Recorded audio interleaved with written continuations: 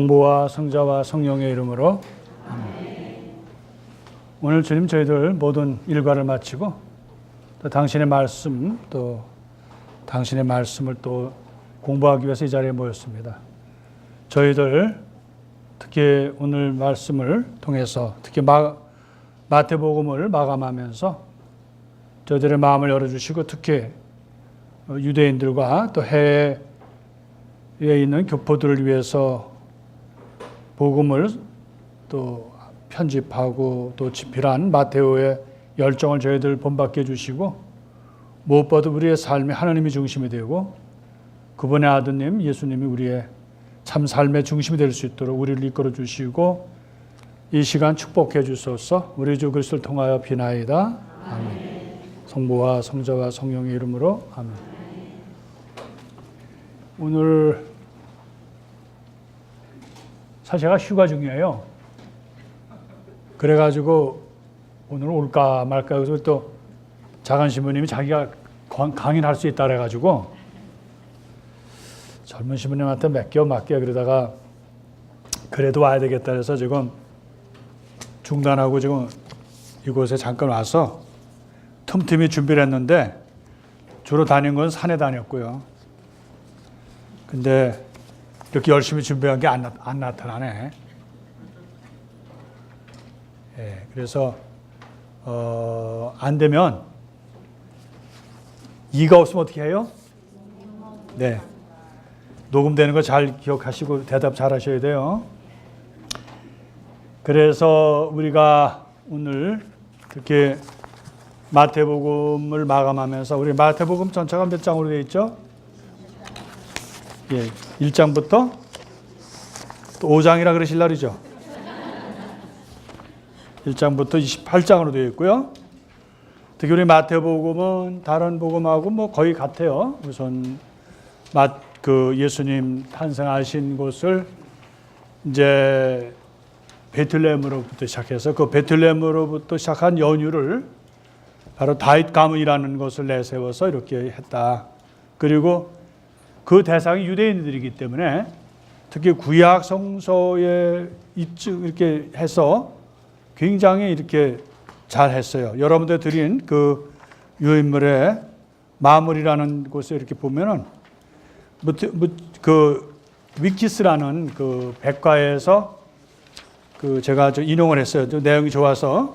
그래서 거기에 적어도 마테오는 65개의 그러한 그 구약 성서에 대해서 언급했는데 그 중에 43개나 직접 인용하는 것으로 그 구절을 그대로 해서 거의 마태복음은 구약과 신약의 가교 역할을 했다 이렇게 보고 있으면 돼요. 다른 복음과는 달리 우리가 이제 다음 시간에 이제 마르코에 대해서 할 텐데 그래서 오늘 주로 예수님께서는 다른 그 복음과 같이 우선 갈릴리를 중심으로 해서 예수님께서 활동하신 거, 그 갈릴리를 중심해서 또 그 이방인 세계까지 이렇게 하시고 요르단강을 중심으로 내려오시면서 이제 먼저 우리에게 전제로 하신 거는 세례 받으시고 유혹을 받으시고 제자들을 모으시고 그리고 복음을 선포하는 것은 두 가지가 있죠. 하나는 뭐예요?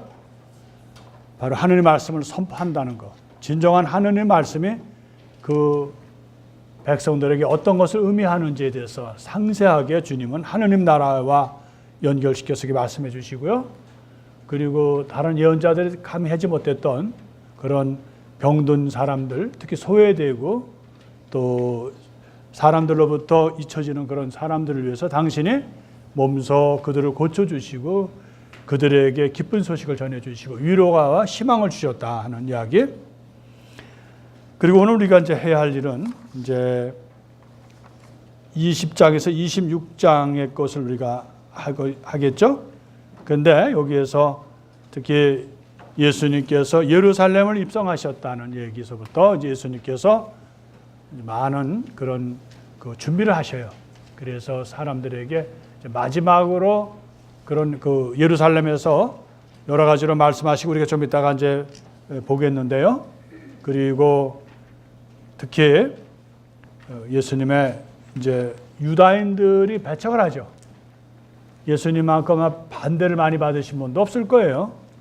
여러분도 아시지만 누가 나 조금 미워하고 누가 나 조금만 좀 따돌리는 것 같아서 섭섭한데, 예수님은 삶 전체가 고향 사람들로부터 시작을 해서 나중에는 친척들과 그 가장 자기를 이해해 줄 수 있는 동포들로부터 오히려 배척을 받으시고 결국 죽음을 맞으셨다.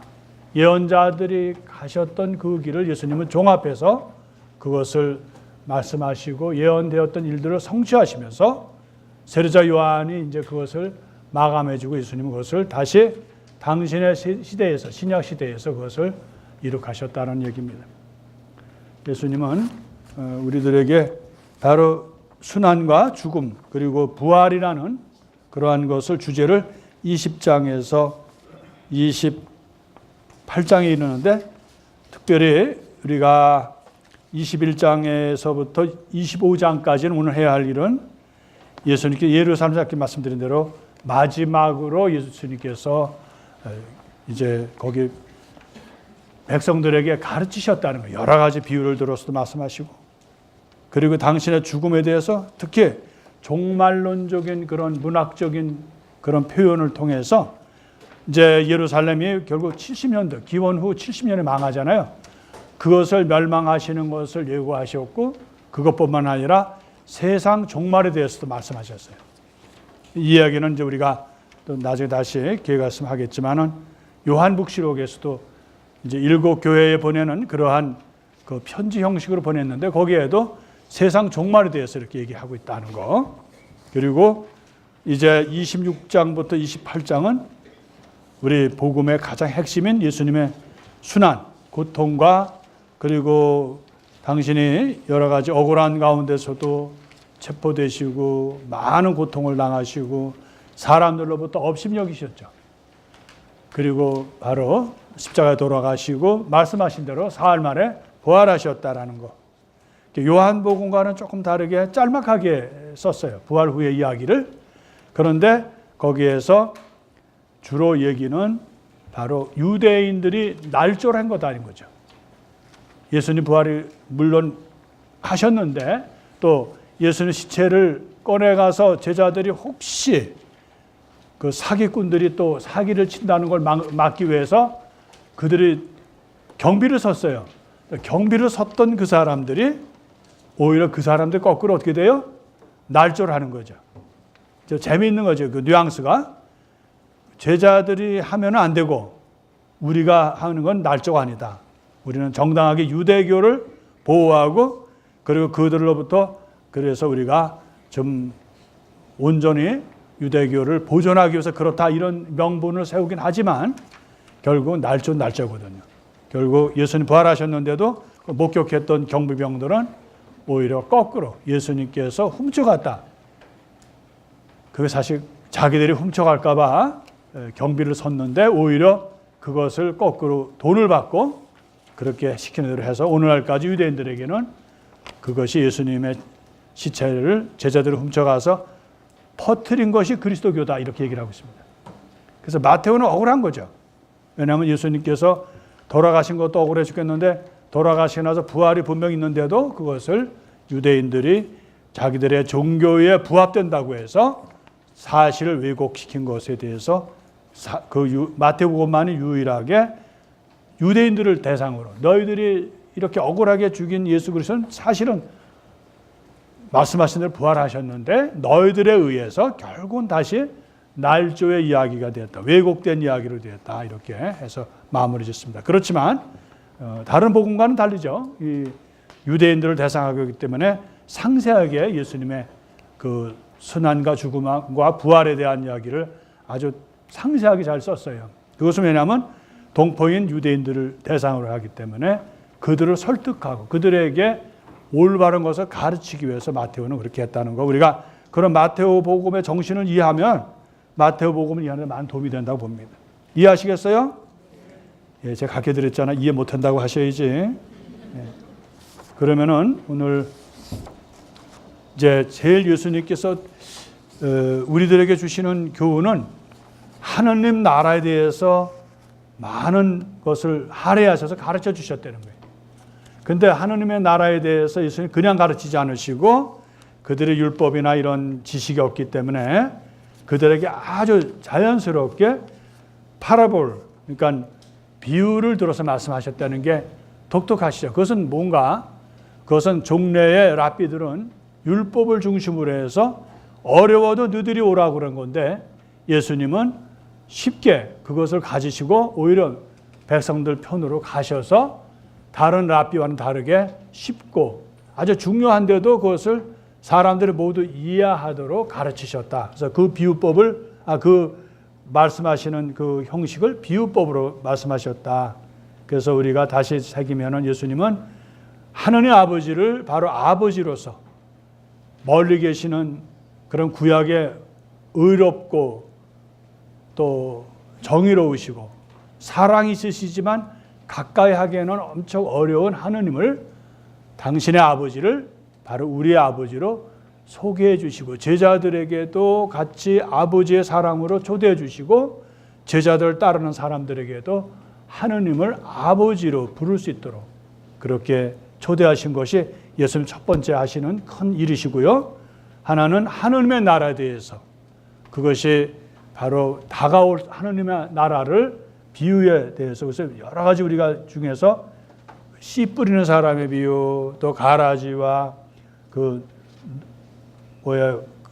좋은 씨, 그리고 누룩에 대한 얘기, 겨자씨에 관한 이야기, 숨겨진 보물과 진주에 대한 이야기, 잘 보면은 예수님께서는 그렇게 모두 볼 수 있는 그런 걸 통해서 보이지 않는 하느님, 그러나 곧 다가올 하느님의 나라에 대해서 가르쳐 주셨다는 거. 그래서 오늘 우리가 함께 그 예수님의 그런 가르침에 놀라운 것을 우리가 그동안 봤는데, 우리도 시간의 제한이 있으니까 깊이 있게는 못하고 그것을 보충하기 위해서 어떻게 하라 그랬어요?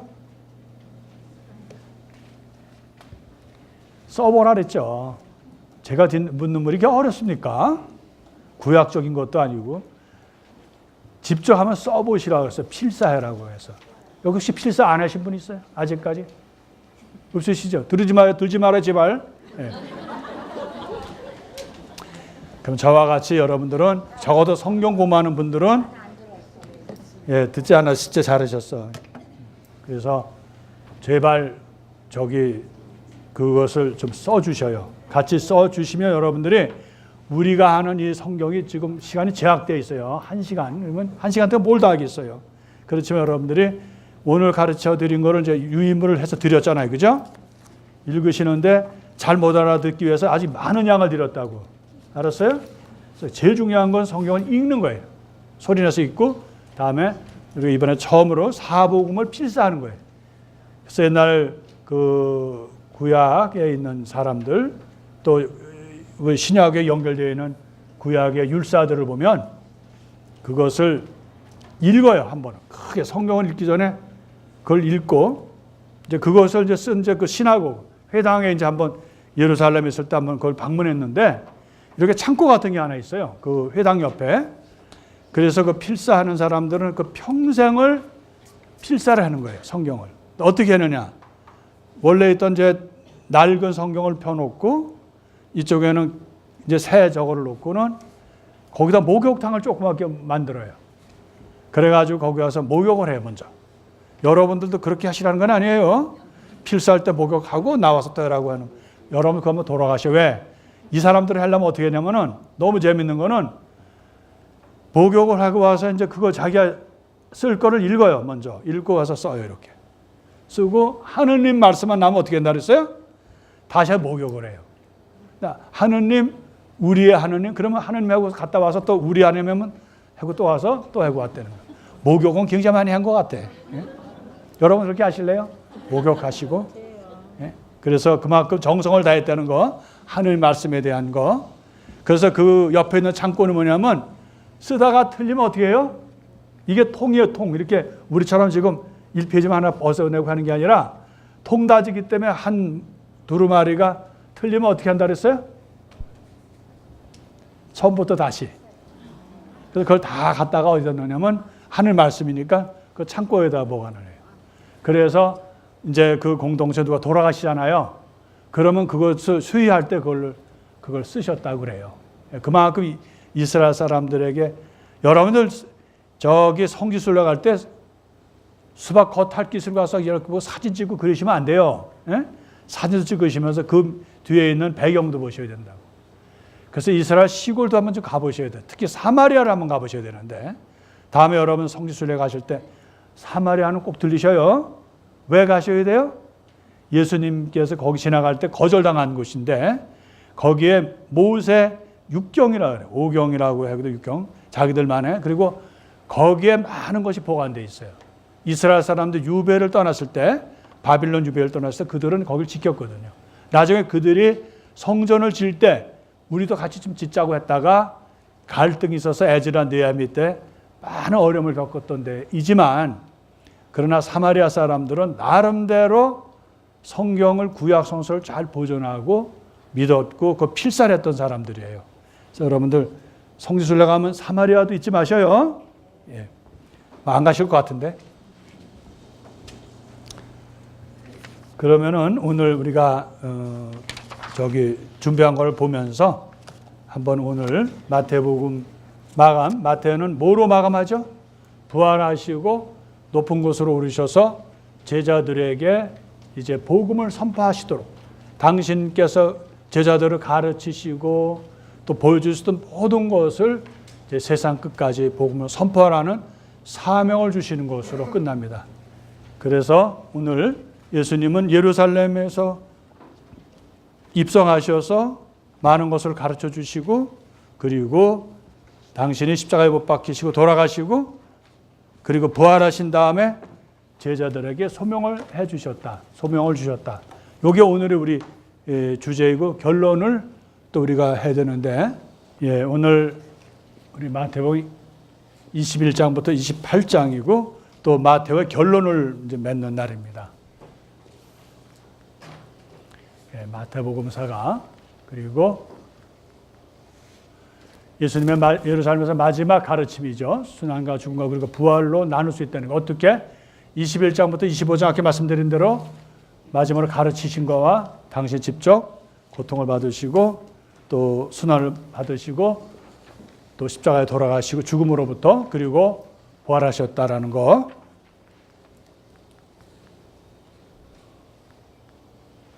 우리가 한번 잠깐 우리가 한 것을 마무리하기 위해서 예수님의 그리스도의 족보에 대한 얘기를 했다. 또 예수님의 그리스도의 탄생에 대한 이야기 28장은 이제 시작은 그렇게 했고 28장은 마무리죠.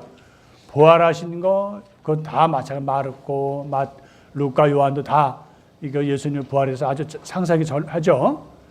여자들 나타나신 거 경비병들에게 매수된 거는 이건 마태복음만 전해주고 있어요.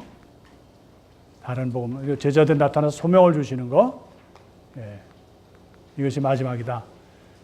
그래서 지금 다시 우리가 좀 세부적으로 보면 예수님께서 예루살렘에 입성하시고 바로 당시에 해외에 거주하고 있는 동포들이 와서 제사를 바치기 위해서 예루살렘 성전 부근에 그 동물들, 그 가축들을 고르고 또 돈들이 다 다르니까 외국에서 와서 그것을 환전해주는 그런 환전상들이 오히려 하느님에 대한 그런 예배나 하느님에 대한 그런 그 제사에 대해서 관심이 없고 돈벌이에만 관심이 있는 그런 모습들을 보고 예수님은 그것을 채찍을 하나 만들어 가지고 그래서 거기서 호통을 치셨다, 정화하셨다라는 얘기가 나옵니다. 혼인잔치 비유 그리고 이 세상에서 가장 큰 그것은 신명기와 레위기를 또 들어서 말씀하시죠. 이건 다른 복음에서도 마찬가지입니다. 그리고 율법학자들 비판하신데 벌써 예수님은 여기서부터 이제 서서히 당신의 죽음이 이제 기다리고 있다는 것이죠. 그래서 예수님은 당신에게 다가올 사람, 그 예루살렘 바라보시면서 높은 곳, 예루살렘 잘 보시는, 지금도 그래서 플라빗 도미누스라는 그 라틴어죠. 예수님께서 우셨다라는 거, 플라빗. 그래서 그 성전 이름이 아예 플라빗 도미누스예요. 그래서 도미누스는 주님께서 우르셨다라는데 거기에 이제 한탄하신 거 이제 24장은 드디어 예수님은 그 종말론이죠. 그러니까 세상에 이제 종말이 온다 하는 거. 이미 구약 성서에는 다니엘서에서 이미 그것을 보여주었고요. 종말론적인 그런 유형을 통해서 그 하나님께서 필히 오셔서 이제 이 세상을 심판하신다라는, 그래서 성전 파괴 예고, 또 하나님의 아들이 오시는 날, 그리고 그러면은 거기서 우리가 어떻게 해야 되겠는가? 우왕좌왕하고 갈피를 못 잡고 사람들이 떠들어대는 데를 다녀야 되겠는가 하는 게, 그게 아니라 바로 자기의 자리에서 자기 일에 충실한 사람, 그래서 깨어있는 종에 대한 얘기를 여러 차례 하십니다. 강조하시고요. 그래서 충실한 종은 자기에게 주어진 일을 충실한 사람이고, 불충실한 종은 심판이 더디 오려니 하고 미루고 또 오히려 못된 짓을 하고 가치 있는 사람들에게 해꾸지 않은 사람들이다. 자기 일을 충실하지 않는 사람들이다 하는 것을 얘기해 주고 있습니다. 열처녀의 비유, 아까 말씀드린 비유의 말씀을 여러 가지, 탤런트의 비유, 그 전에도 씨의 씨 뿌린 사람의 비유도 하셨지만 예수님은 여러 차례 비유를 통해서 말씀해 주시죠. 그건 왜일까요? 잘 알아듣도록, 그걸 받아들이도록 최후의 심판에 대해서 말씀하시고요. 그리고 이제 26장에서는 예수님을 이제 죽이려고 합니다. 누가? 대사제들과 그리고 수속사제들, 그리고 종교 지도자들은 모여서 이대로 뒀다는 안 되겠다. 우리 유대교가 망하겠다. 왜? 많은 사람들이 빠져나가서 예수라는 사람, 그의 제자들에게 편입해서 오히려 이걸 어떻게 막아야 되는가 하는 것이 그들의 아주 골칫덩어리고 과제였던 것이죠. 그래서 결론은 뭐냐? 그 사람을 죽이면 된다 하는 결론이 온 거죠. 그런데 너무 재밌는 거는, 재밌는 것보다 슬픈 일은 유다가, 가장 사랑하는 유다가 주님을 은돈 30리배 팔아넘겼다는 거. 그 수석 사제들에게. 그리고 예수님은 그런 가운데서 예루살렘에 최후의 만찬, 그때 겟세마네의 기도 잡히시고, 그렇게 예수님이 일어나면 앞장섰던 베드로까지도 예수님을 3번이나 부인했다는 거. 그래서 여기서 제가 배울 수 있는 거, 우리는 많은 경우에 여기 성소구하는 사람들은 다른 사람들이 나에게 섭섭하게 해서 섭섭해하지 말라는 거예요. 그것만 부탁드려요. 남편이 나에게 섭섭하겠다. 가장 가까우니까 섭섭하게 해주죠. 먼 사람은 나를 섭섭하게 안 해요. 예수님은 우리에게 주는 교훈은 뭐예요? 가장 나를 이해하고 받아줄 수 있는 사람이 오히려 나에게 손가락질하고 나를 헐뜯고 결국 나를 죽음으로 몰아놓았다는 이러한 그 성경의 복음의 우리 말씀을 잘 알아들으면요, 좀 우리 삶에 좀 초연해질 수 있어요. 우리가 신앙은 많이 우리의 삶으로 바꿔야 돼요. 많은 사람들은 속을 끓고 살아요. 그러니까 보석을 미리 하는지 몰라, 천국을 준비하기 위해서 안 해도 되는 속을 여기서 끓고 사는지 몰라도 우리가 행복하게 살아야 되잖아요. 용서하고 마음이 넓으면, 또 예수님처럼 모든 걸 받아들이면 우리는 정말 이 세상에서 행복하게 살 수 있어요. 괜히 아무것도 아닌 일 가지고 얼굴 붉히고 쓸데없는 말하고 쓸데없는 말 때문에 또 내가 놀아나고 그런 일들이 많잖아요. 그래서 우리 이제 부활은 지났지만 이런 예수님이 주시는 이거는 우리가 잘 받아들이면 좋겠어요. 네. 그리고 빌라도 앞에서 예수님은 그 하시고, 그리고 사형 선고 받으시고 또 십자가에 돌아가셨다. 무덤에 묻히시고, 그리고 경비병들이 무덤을 지켰는데 아까 말씀드린 대로 경비병들은 매수되어서 결국 예수님의 사건을, 부활을 왜곡시켰다는 얘기. 그리고 마지막으로 뭐라 그랬어요? 제자들에게 사명을 주셨다는 게, 이것이 우리가 오늘 공부하는 전체의 스키마입니다. 그러면 예수님의 순환과 죽음과 부활과 파견했는데, 이게 위키백과를 찾아보니까 우리가 해야 할 일을 말을 참 잘 썼어요. 거기에 몇몇인데 아마 제 생각에는 카톨릭의 그런 가르침을 잘 종합해서 그 위키백과에서 한 것 같아요. 그래서 잠깐 보도록 하시죠. 여러분에게 다 나눠드렸어요. 아까 말씀드린 65개의 이상의 구약 성서를 대한 언급이 있었고, 그중에서 43개가 직접 구약 성서 구절을 인용했다는 거. 그래서 구약의 모세와 예수님 비교했다는 거. 이것은 여러분들에게 왜 제가 글 지금 좀 쓸데없는 건지 몰라도 지금 유물을 드린 거 있죠? 그거를 드려야 되나 말아야 되나 드렸는데 조금만 참고하시면 돼요. 그것도 저보고 지금 그렇게 글 쓰라면 못 씁니다. 지금 그 여유가 없기 때문에. 근데 그때는 조금 여유가 있었던 것 같아요. 그때도 물론 시간이 쫓기긴 했어도. 근데 거기에 몇 가지 포인트는 여러분들이 아마 그걸 그대로 이해하진 않더라도 여러분들 이해하는 도움이 되리라고 보고 있습니다. 예. 하느님 아버지께 순명하는 예수님을 강조했다는 거예요. 어떻게? 주님의 기도를 보더라도 하느님의 뜻이 하늘에서와 같이 땅에서도 이루어달라는 이야기는 전체 우리들에게도 기도하라는 것이지만 예수님 삶을 예수님도 자신을 위해서도 그렇게 기도하셨다는 거예요. 예수님의 기도를 우리가 엿볼 수 있는 것이죠. 왜냐하면 이 지상에 내려오신 하나님의 아들이신 예수님은 사실 인간적인 그런 제한이 많잖아요. 고통도 많고. 그런 가운데서 하나님의 뜻을 따른다는 건 쉬운 일은 아닙니다만, 그러나 늘 그렇게 따를 수 있도록 기도하신 건데, 마테오는 바로 하나님 아버지께 죽기까지 순명하신 예수님을 조명했다는 거예요. 그래서 그걸 보시고요. 그 다음에 다른 복음과는 달리 그리스도의 순환, 죽음, 부활에 대해서 상세하게 겸직한 것은 유대인들이 죽인 예수님이, 그러니까 그들에게 책임을 지우는 거예요. 여러분들이 그 무죄한 예수님을 죽였는데 따지고 보면 그 사람이 다른 분이 아니라 하나님의 아들이다. 그리고 메시아시다. 그냥 메시아도 아니고 바로 우리 구약의 예언자들이 그토록 예언하고 기다렸던 순환하는 메시아, 그리고 바로 고대했던 이 세상을 구원하실 메시아이신데 결국 우리 조상들이 또 우리 손으로 우리가 죽였다. 그러나 그 죽인 그분이 바로 예수님이다. 이것이 마테오가 바로 복음을 쓰는 가장 큰 이유예요. 우리가 죽인 예수님이 바로 메시아시다 하는 얘기. 그래서 이것을 증명하려고 했다는 거. 각권으로 하면 예수님 예루살렘 입성이죠. 그리고 예수 입성하시고 제자들은 우리가 이미 성주간다 다 했던 거예요. 그리고 벌써 즉가랴 시편을 다 인용합니다. 봐라 이거죠. 이것을 위해서 이렇게 구약에서 예언했다. 그래서 많은 것을 이렇게 보면은 그 마테오는 복음의 그 구약 성서를 그대로 인용을 했다는 거 우리가 보고 있어요. 빨리 좀 넘어갑니다. 성전의 정화 예수님이 이렇게 하셔서 이것은 하느님의 집은 원래 기도하는 집인데 인간이 얽히고 설킨 욕심과 그리고 그 상술에 의해서 그 하느님의 그 집이 기도하는 집이 아니라 장사꾼이나 도둑의 소굴이 되었다. 이 말씀을 고발하시는 거죠. 이걸 통해서 사람들은 편하겠어요? 심기를 그냥 무지무지 불편하게 해서 이분들도 나중에는 예수님 사형 선고 받으시는데 일조했다는 거예요. 저 사람 저 허풍쟁이가 저기 내가 성전을 허물어라. 그럼 내가 사흘 만에 다시 짓겠다 하는 그런 허풍쟁이다.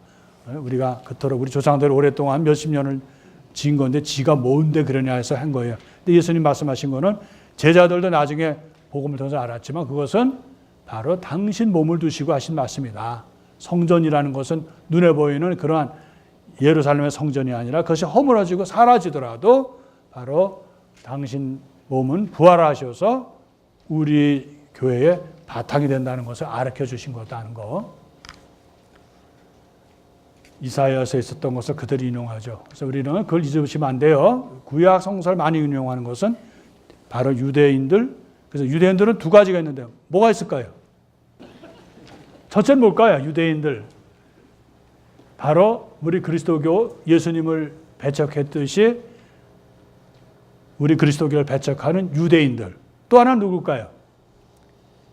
예? 또 하나의 힌트는 가까이 있는 당신인데 누굴까요? 두 번째는 개종한 그리스도교로 개종한 유대인들을 말하는 거예요. 이해하시겠어요? 그러니까 그리스도교로 개종을 했어요. 우리는 예수님을 믿고 예수님을 따른다고 해놓고 와가지고 초대교회에서부터 가장 말썽을 일으킨 게 누구냐면 유대인들이에요. 그리스도교로 개종한 사람들. 안에서 사사건건이 그냥 붙들고 늘어지고 그건 아니다. 그 중에 하나가 예수님 성체 성사를 반대했어요. 유대인들이. 개종한 유대인들이 무슨 소리냐 어떻게 우리가 피를 마시느냐. 구약에서 절대로 피를 마시면 안 된다는데 뭐? 내 피를 마셔? 그땐 드라큘가 나오기 전이니까. 그래서 구약을 들어서 구약에서 피도 만지지 말라는데 어떻게 피를 마시냐. 내 살을 먹어라. 미쳤어. 살을 어떻게 먹어. 이래가지고 성체성사를 부인했어요. 또 세례성사를 반대한 게 누구냐면 그걸 잘 이해 못한 게 니코데모와의 대화에서 여러분들 기억나세요? 당신은 이스라엘의 스승인데 그걸 못 알아듣냐?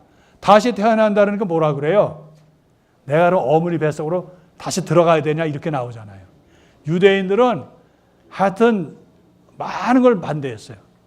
그래서 우리 다시 한번 종합해 보면 우리 교회가 처해 있는 어려움 중에서 유대인들도 어렵고 당시에 박해하는 로마인들도 어렵고 그다음에 뭐가 또 어려웠냐면 그리스도교로 개종했던 유대인들도 어려웠지만 또 하나가 있었는데 우리 초대교회 아주 우리를 힘들게 한 게 또 하나 있는데 뭔지 기억나세요?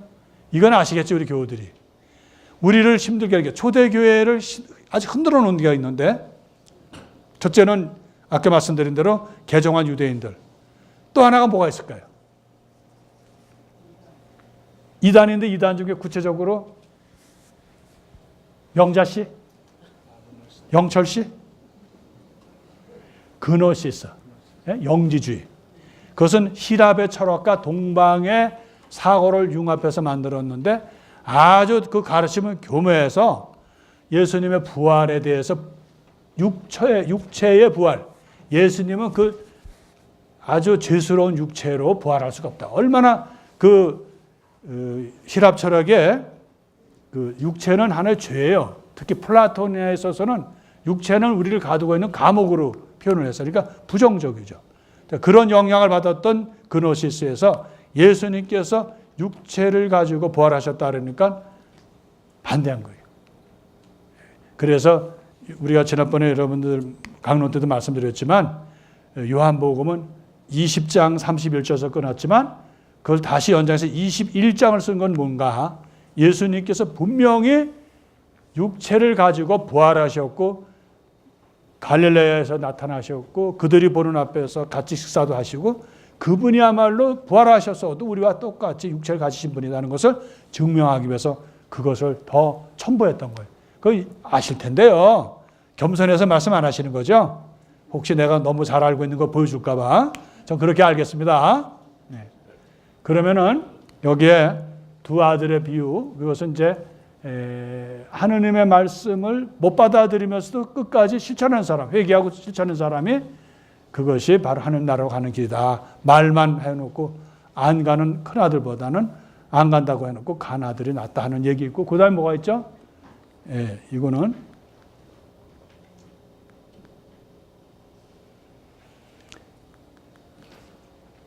이거를 이제 요거를 왜 썼냐면 여러 그 복음들이 쓴 이유는 여기에 그 21장 보면은 비유로 포도밭의 주인과 소작인과의 사이의 얘기를 합니다. 여기 포도밭이라는 것은 포도밭의 주인은 하느님이고 그리고 하느님께서 보내는 그 일꾼들은 누구예요? 예언자들이고 그리고 내 아들이 알아주겠지 하고 보낸 마지막 외아들은 누구예요? 예수 그리스도다. 이거를 예수님 미리 비유를 통해서 말씀하신 거예요. 장차 일어날 일에 대해서. 그래서 여기에 끝부분에 내 아들이야 보내주겠지 했더니 소작인들 그 포도밭 가꾸는 사람들이 그를 죽였다. 그를 붙잡아 포도밭 밖으로 던져 죽여버렸다. 왜 저자는 밖으로 하랬을까? 예루살렘 밖에서 예수님은 예루살렘에 돌아가시지 않고 예수님은 바깥에서 바로 버림받은 채 돌아가실 것이다. 겟세마니의 죽음을 예고했다는 거예요. 이것은 전체 이스라엘 역사를 예수님은 아주 간단한 그 비유를 통해서 알려주셨기 때문에 이렇게 오늘 말씀을 드리는 겁니다. 가장 큰 계명, 이것은 우리가 신명기와 레위기를 들어서 말씀하신 거고요. 이것은 예수님께서 루카복음 13장 44절에 나오지만 암탉이 그 새끼들을 모으듯이 당신 품 안으로 모두를 모으려고 했지만 결국은 모두가 당신을 배척하고 죽이려고 한다 하는 것을 한탄하시면서 예루살렘에서 울으셨어요. 그래서 이것이 플라비 도미누스 아까 말씀드린 성당에 있는 모자크예요. 그래서 그 성당은 이렇게 그 문에서 보면 예루살렘 여기 보입니다. 여기에 보이는 이건 이제 쇠로 만드는 거죠. 이렇게 다 해서 이렇게 그리고 이런 성당인데 이것이 예루살렘 건너편에서 이렇게 예루살렘 보이는 그래서 그곳에 지금 성당을 졌죠. 그래서 우리 수사 신부님들이 거기 모여서 그걸 지키고 계시더라고요. 같이 미사도 드리시고 그렇게 굉장히 오랫동안 우리 저 프란치스코의 그 성인께서는 훌륭하셔요. 왜냐하면 거기서 그 회기도 있는 데서 그걸 지키셨어요. 그래서 많은 수사님들 순교하셨어요. 이거 지키시기 위해서요. 이것뿐만 아니라 우리 성지를 지키기 위해서. 제가 그때 공부하러 갔는데도 아직까지 유대인들은 우리 그리스도교 카톨릭을 미워합니다. 그래서 그 베타니아 아니 그 티베리아 거기에 그 우리 수도원이 하나 있는데 성당이 있는데 거기에 수사 신부님 한 분이 발을 절고 계셔요. 그래서 우리는 몰랐죠.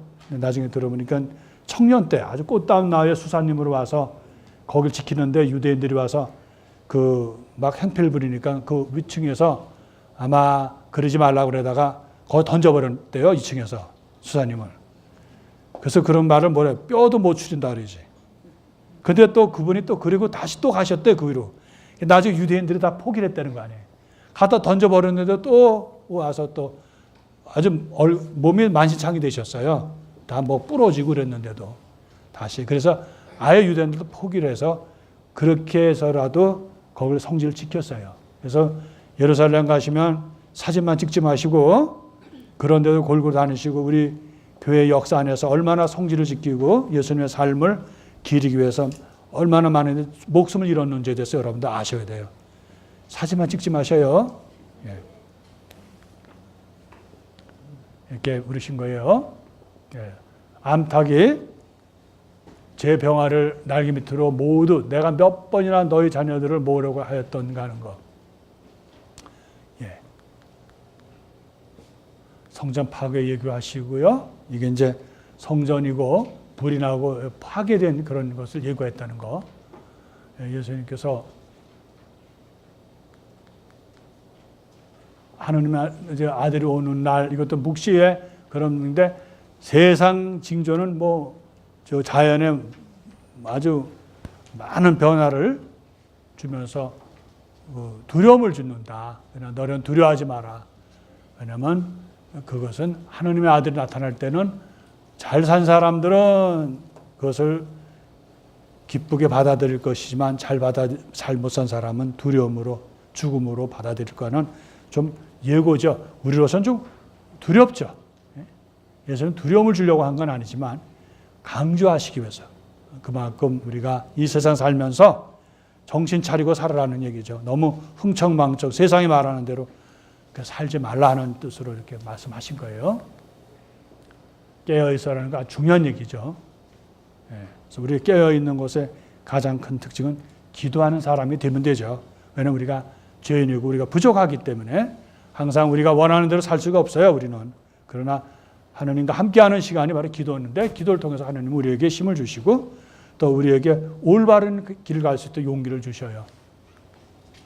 이것은 그 바티칸 그 시스틴 성당에 뭐 했는 최후의 심판이라는 것을 했는데 이렇게 해서 하나님의 아들이 오시는 장면을 이렇게 해서 했다는 거. 재미있는 거는 이 장면에서 추기경님이 아주 못되게 굴었나 봐요. 그 미켈란젤로. 그래서 그 추기경을 그 지옥의 맨 끝에다 갖다 집어넣었다는 거. 네. 그러니까 화가들한테 잘 보여야 돼요, 여러분들. 그죠? 근데 그 사람들은 그게 어디나 또 찾아다니는데 찾은 사람이 있나 봐요, 그 추기경을. 근데 하필이면 그 추기경을 아주 지옥 끝자락에다 갖다 했대요. 이 그림 그리는데 아마 많이 방해를 했나 봐요. 그러니까 미켈란젤로가 미워가지고 그랬다는 일환이 있는데 다행히도 저는 누군지는 잘 못 찾아요. 왜냐하면 추기경을 만난 적이 없기 때문에 얼굴을 몰라가지고요. 예, 우리가 유명한 마테오 순환 그 바흐의 이거는 아주 대작이잖아요. 예? 여기 보면은 그래서 이건 좀 알아고 위키백과에서 이렇게 잘 썼더라고요. 마테오의 순환. 그래서 특히 전곡은 78곡으로 되어 있다. 대작이죠. 이게 전체가 몇 시간 동안 한다더라. 여기 이제 못 썼어요. 그리고 여기에 동원되는 그런 합창단, 안연합 뭐 이런 것을 2부로 하고 4부로 하고 우리가 이제 다행히도 예루살렘에서 공부하면서 저희들에게 잘해준 교수님이 한 분 계셨어요. 아주 저희 사제들에게 극진하게 잘해주신 분이 있어서 우리들이 먼저 본 우리 선배 신부들이나 잘해줬다 그래서 저희들도 이제 뭐 얼마씩 걷어서 그분을 위해서 뭐를 좀 선물을 하자 그랬더니 그분이 너무 뜻밖의 아흐의 순환곡 이거를 좀 전집을 좀 하나 주면 좋겠다. 그래서 그거는 이스라엘 법에요. 그리스도교를 믿으면 5년의 징역을 가요. 유대인들 거기 법에. 그리고 그 사람을 어떤 유대인을 그리스도교로 만들면 몇 년을 징역 가면 법에 의하면 10년을 징역 가요. 유대인은 5년 가고 그것을 한 사람은 10년으로 되는데 지금 어떻게 바뀌었는지 모르죠. 당시에 우리가 그렇게 알고 있고 유대인들 같은 교수들 다 유대인들이거든요. 저희들 신부인 거 다 알고 그래서 히브리 대학에서 공부하면서 그분들은 굉장히 신부들을 진짜 아끼고 이렇게 하는 거 보고 종교는 하나인데 이렇게 서로 전통과 이런 것 때문에 갈라지고 싸우는구나 하는 걸 봤어요. 그래서 이분이 우리들을 초대하고 하면서 왜 그걸 하필이면 이걸 당신들 금하는 거 이스라엘 사람들 이건 못 듣게 돼 있어요. 그 이스라엘 사람들 아까 말씀 천지창조 이것도 못 가보게 돼 있어요. 왜? 우상 숭배라고 해서. 그러니까 개신교도 그런 영향을 받은 거죠. 그런데 다 볼 건 봐요. 그 사람들도 그러면서도. 그런데 왜 그랬냐 했더니 그분들이 자기는 삶을 통해서 카톨릭 신부들하고 이렇게 와서 만나는 시간이 1년에 가장 기쁜 시간이었다. 이렇게 고백을 하시더라고요. 그런데 당신들 믿는다고 해서 그래서 예수님 그 순환을 마태복음을 통해서 이렇게 하면서 그 일화를 전해드리는 거는 딱 한 가지예요. 우리가 거기서 그런 것을 했다는 게 중요한 게 아니고 우리가 선교하는 거 있어서 우리의 삶이 중요하지 거기서 표현을 하고 말하고 뭐 성경 구절 뭐 외우고 그러는 것이 선교가 아니라는 거예요. 선교는 바로 우리가 그리스도를 통해서 받은 우리의 삶이 정말 기쁘고 또 항상 감사하고 현실에 소중하고 하는 그 삶을 다른 사람 믿지 않는 사람 보고 이것은 진짜 뭔가 하고 의미가 있고 그래서 그 성경을 받아들이고 신앙을 받아들이게 하는 것이 선교지. 그래서 그분들도 자기는 진심으로 이스라엘에서 예수님을 배척하지만 지금도 배척합니다. 자기는 누구보다 예수님을 사랑한다. 그 이유는 그동안 몇 년 동안 우리 사제들과 같이 공부하고 가르치고 우리의 삶을 보면서 그래서 자기는 배웠노라고. 그게 너무 저희들 감명스러웠어요. 그래서 오늘 그것을 나누기 위해서 그러는 게 잘난 척하는 거 나는 잘난 척이라도 하면서도 여러분에게 감명을 주면 좋겠어요. 예? 그래서 그런 뜻으로 거기 또 제가 쓴 글에 나와요. 재미있는 것은 예수님이 죽일 음모를 누가 꾸미냐면 누구보다도 잘 알 수 있는 대사자들과 종교 지도자들이라는 거예요. 그 사람들은 일반 백성들보다 잘 깨어있는 사람들인데도 그들이 자기의 종교를 위해서 유대교의 보존이라는 이유를 들어서 그래서 가장 손쉬운 것은 그들을 막기 위해서는 예수님을 죽이기로 결정했죠. 그리고 죽였는데 당황한 거는 그러면 끝날 줄 알았는데 더 커지니까 제자들을 박해했죠. 제자들 거의 다 죽었어요. 그럼 끝난 줄 알았는데 그 다음에는 불같이 일어난 거예요. 지금은 유대교가 비교가 안 되죠. 왜 그랬을까? 그래서 예수님 약속하신 성령께서 해주시는 기 때문에 여러분들 성직자가 똑똑해서 그렇게 했어요. 우리 교우들이 완전해서 그렇게 했어요. 그게 아니라 우리 안에 계시는 성령께서 이끌어 주시기 때문에 우리는 좀 부족하고 한계가 있는 신학이지만 그 신앙생활을 잘 할 수 있고 하나님 나라로 나갈 수 있다는 용기를 주고 또 그런 힘을 준다는 거 잊어서는 안 됩니다. 여기에 백성들 가운데 소동이 일어날지 모르는 축제 기간에는 안 된다 하고 말했다는 거예요. 그러나 축제를 그 사람은 오니까 예수님은 축제에 온 그를 잡은 거죠. 말은 그러면서 예수님을 배신했다. 유다가 만찬을 준비하시고 무교절, 다시 말하면 파스카죠. 6월절이죠. 이스라엘 최대의 축제죠. 그때 예수님은 마지막 만찬을 하고 제자들에게 파스카 음식을 나누시고 거기서 바로 예수님은 성체성사를 제정하신다는 것. 굉장히 중요한 것이죠. 그래서 빵을 해서 이걸 받아 먹어라. 잔을 또 해서 이것은 마셔라. 이렇게 하셔서 그 예를 놀라운 것은 교회 역사에서 이 성체성사가 끊을 날이 없었던 예수님께서 제정하시고 이날까지. 그래서 그 예수님의 그 말 한마디의 말씀은 끊임없이 진행되었다는 것은 하나의 놀라운 기적이라는 거예요. 어떻게 당신의 몸을 빵으로, 당신의 피를 어떻게 포도로 우리에게 주는가. 그것은 우리가 아무리 묵상을 해도 그 신비는 다 이해할 수가 없습니다.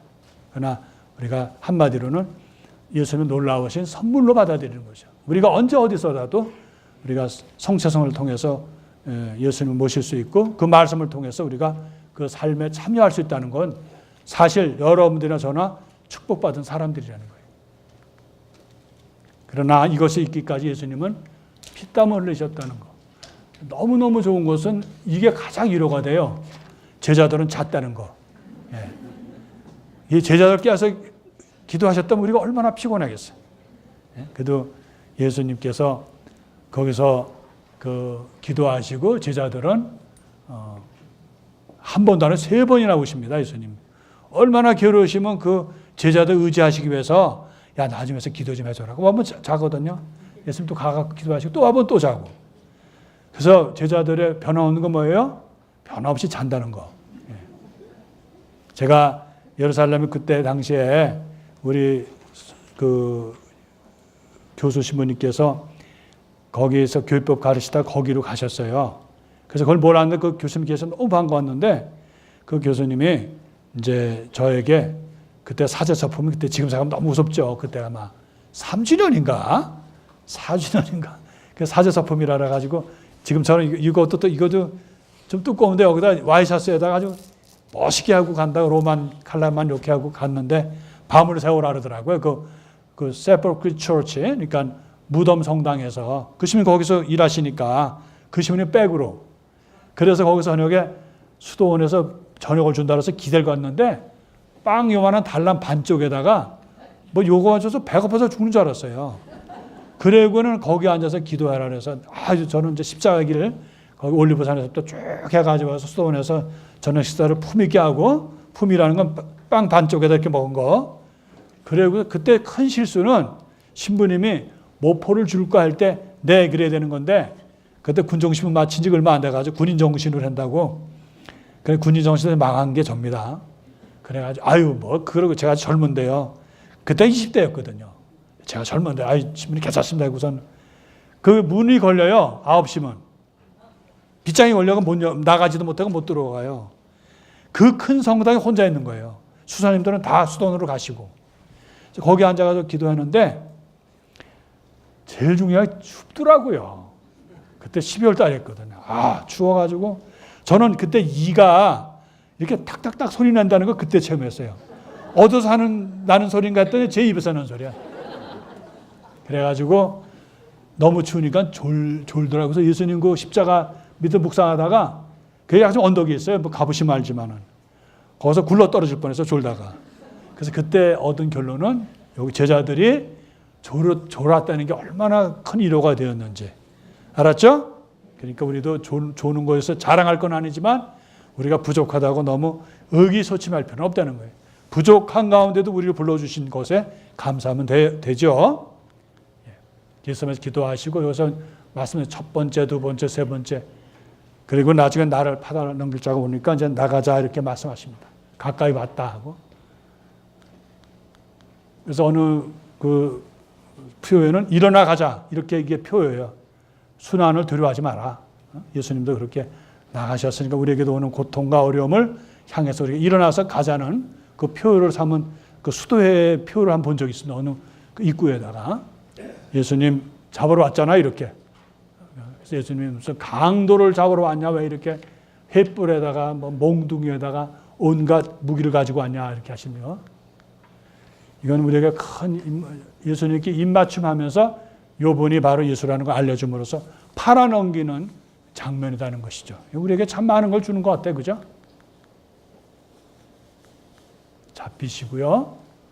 이것도 이제 예언자의 기록의 성경 말씀대로 되었다라는 것을 마태오는 수시로 강조합니다. 그리고 빌라도 앞에서 재판을 받으시고요. 그리고 예수님은 이제 사형 선고를 받으시고 이제 사형 선고 받는 순간이죠. 그리고 끌려가시죠, 저렇게. 그러시고 이제 십자가 돌아가셨다는 거. 우리 가정마다 십자가를 모시는 것은 우리 교회의 큰 좋은 관습인 것 같아요. 바로 우리가 고통과 어려움이 있더라도 항상 희망을 잃지 말도록 예수님은 바로 그렇게 고통과 어려움에서도 우리를 도와주신다는 거 우리는 항상 굳게 믿고 있고 예수님도 그렇게 하시고요. 마치 6월절에 어린 양이 아무 죄도 없이 저렇게 피를 흘려서 이스라엘 사람을 구하잖아요. 예? 그 10가지 재앙 중에 마지막 재앙, 장자와 마배를 죽이는 거기에서 어린 양은 이스라엘 구원했다는 거. 예수님의 피는 우리를 바로 모든 죄와 죽음으로부터 구해주셨다는 마태복음의 그런 신학이 있죠. 숨을 거두시고 그리고 몸을 마치고 성전 휘장이 찢어졌다는 거 묻히시죠. 그래서 여기만 마태만 아리마테오 출신의 부유한 사람에서 자세하게 다른 루카나 요한보다 더 자세하게 예수님 모셨다고 거기는 했는데 여기는 아주 이름까지 그리고 그 빌라도에게 청해서 했다는 이 얘기를 잘해서 자기의 묘지에 모셨다는 얘기를 하고 있습니다. 이제 여인들은 있던 여인들은 누구냐? 갈릴리로부터 예수님을 따랐던 여인들이에요. 그런데 예수님이 돌아가시니까 스승 돌아가시니까 저렇게 슬퍼서 가까이도 못 가요. 왜냐하면 당시에 여자들은 계층적으로 낮았습니다. 그리고 또 여자들은 어때요? 그래서 예수님을 멀리서부터 울고 하는 걸 멀리서 봐요. 그걸 어디다 보셨나? 그래서 이렇게 해서 이거는 지금 있는 것을 사진으로 이렇게 한 거예요. 당시 때 이런 식으로 매장하고 여기다 바위에다 이건 예수님 무덤은 아니에요. 당시에 있었던 것을 보여주기 위해서 경비병들이 지켰다. 아까 말씀드린 대로 예수님 부활하셨고 경비병들은 우리가 다 묵상하고 전례 참여했던 얘기이기 때문에 넘어가겠습니다. 그리고 여인들에게 조용히 나타나시죠. 그래서 여기서 우리가 배울 수 있는 건 뭘까요? 예수님이 어디서 부활하셨어요? 바로 당신을 사랑하는 사람들, 또 당신께서 함께 하셨던 사람들에게 부활하셨다는 거예요. 많은 사람들 듣고 왜 그러셨을까? 사랑하는 사람들이 중요하다는 거예요. 우리도 이 세상 살면서 우리가 세상 일에서 묻혀 살고 또 때로는 예수님의 부활에 대한 희망이 옅어질 수도 있어요. 그렇지만 이분들도 예수님 부활을 보고도 못 믿어요. 그렇지만 예수님을 사랑했던 사람들이라는 거. 이 세상에서 우리가 남는 건 뭘까요? 예수님을 사랑하는 사람들이거든요. 우리가 죄인이고 부족하고 감히 우리 예수님 사랑한다고 말할 수도 없겠지만 그러나 예수님께서 보여주신 것은 사랑하는 사람에게 앞에서 부활하셨듯이 이 세상 종말에서 우리가 구원될 수 있는 건 뭘까? 다른 건 없어도 우리는 예수님을 사랑하는 사람이라는 거. 사랑하고 또 사랑하는 사람이라는 걸 고백하는 거죠. 예수님도 요한복음의 마지막에 뭐예요? 너는 이 사람들과 나를 사랑하느냐고 물으시잖아요. 베드로에게. 마찬가지로 마태오에게 나타날 수 있는 거는 갈릴리로부터 조용히 뒤에서 어떤 여인들에게 제일 먼저 나타나셨다는 거. 두려워하지 말라는 거, 경보에 매수됐다는 거, 그리고 이건 엘 그레코가 그린 그림입니다. 베드로. 여기 보면 뭐가 있어요? 열쇠 꾸러미예요. 그래서 베드로한테 얼굴 좀 보세요. 자기가 3번이나 예수님 사랑한다고 크게 이 생명 다해서 어쩌고 저쩌고 그랬는데 그 입으로 어떻게 해? 나는 그분 모른다고 얘기했잖아요. 그런 어떤 갈등의 얼굴이라는 거죠. 한편으로는 예수님 사랑한다고 하면서 한편으로는 배반하고 그리고 이것은 요한과 베드로 무덤에 다다른 그것을 얼굴 확대해서 보여준 거예요. 그러니까 우리는 두려워해서는 안 된다는 거예요. 어떤 두려움? 나의 부족한 점, 나의 죄스러움, 또 내가 현재 살고 있는 이런 신앙의 모습이 과연 구원을 받을 수 있을까라는 거기서 우리가 자유로워야 된다는 거예요. 왜요? 예수님은 바로 부족한 사람, 그러나 당신을 사랑하는 사람 앞에서 부활하셨듯이 우리도 이 지상에서 어쨌든 우리는 주님을 사랑하는 사람들이거든요. 그래서 여러분 여기 모였고 또 저도 그런 가운데 여러분과 같이 이야기를 나누고요. 희망을 잃으면 안 돼요. 부족하고 거기에 쏠리지 말고 바로 우리가 사랑하는 그런 마음으로 예수님을 향해서 사는 우리의 삶이 되어야 된다는 거. 예수님께서 마지막으로 그 부족하고 다 도망갔던 제자들에게 당신의 소명을 말씀하십니다. 그래서 내가 너희에게 명령한 모든 것을 가르쳐 지키게 하여라. 보라 내가 세상 끝날까지 너희와 함께 있겠다. 이것이 우리의 큰 위로예요. 우리는 주님이 함께 있는 줄 모르지만 주님은 확실한 거는 우리와 함께 늘 계신다는 거예요. 그래서 우리는 용기를 잃지 말고 언제 어디서는 어떻게 해요? 기쁘게 감사하며 살아야 된다는 거. 예. 또 다시 시작하는 겁니다. 예. 끝났습니다. 하여튼 여러분들 오늘 수고하셨고요. 한 주간 마태복음을 잘 묵상하시고요. 다음 시간은 뭐를 하기로 되어 있죠? 뭔지도 모르면 더 좋아요. 예. 다음은 마르코입니다. 마르코는 이 마태와 비교될 수 없도록 재밌어요. 아셨어요? 일단 성서 강의에 발을 들여놓으면 마태복음을 보고 우리 이제 그만해야지 이러면 안 돼요. 마르코 복음 이거와 비교될 수 없이 재밌다는 거 잊지 마시고 다음 시간 또 와요. 성부와 성자와 성령의 이름으로 영광이 성부와 성자와 성령께 이제와 항상 영원히 아멘. 성부와 성자와 성령의 이름으로 아멘. 감사합니다.